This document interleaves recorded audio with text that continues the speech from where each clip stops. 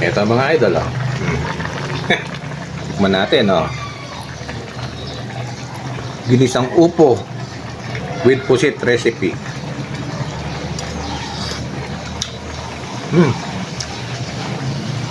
Ang sarap. Perfect mga idol. Basic lang mga idol, oh. Wow! Napakasarap nito, oh. Ginisang upo na may sahog na pusit mga idol. Panalo to. Siyempre lalagyan natin ng patis mga idol. Laglagan mo ng patis. Yan. Sarap niyan. So okay na mga idol. Lalagyan na natin tong ating main na gulay. Yan.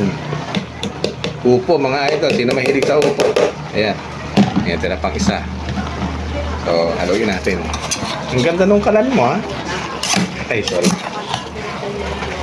Uy. Yan. Halo-haloin lang. Yun.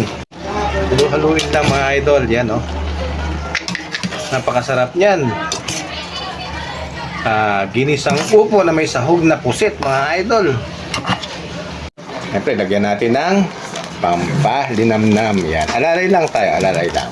Yan, mga idol. Ang sarap niyan. Siyempre, mga idol, lalagyan natin ng tubig. Ayan, galing sa dispenser ng tubig, eh, oh. Yun.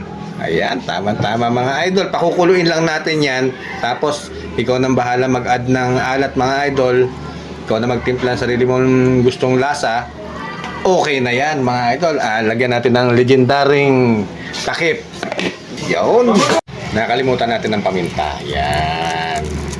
Mas masarap, mas marami. Yan. Okay. Okay, check out natin. Ayan mga idol. Ayan. Sa sitwasyon nyo ito mga idol, luto na yan. So, pwede nang kakain.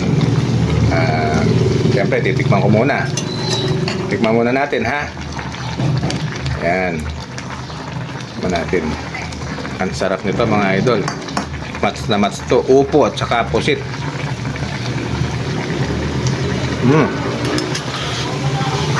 Mainit. Ito mga idol, oh. Tikman natin, oh. Ginisang upo with pusit recipe.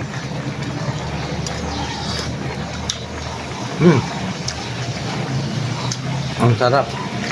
Perfect mga idol. Kaya na. Sa sobrang sarap mga idol, ito na lang ang natira. Masarap talaga, eh. Meron pa tayong babaawin mamaya mga idol. Yes. Napakasarap, napakainam. Basic lang ang galawan mga idol.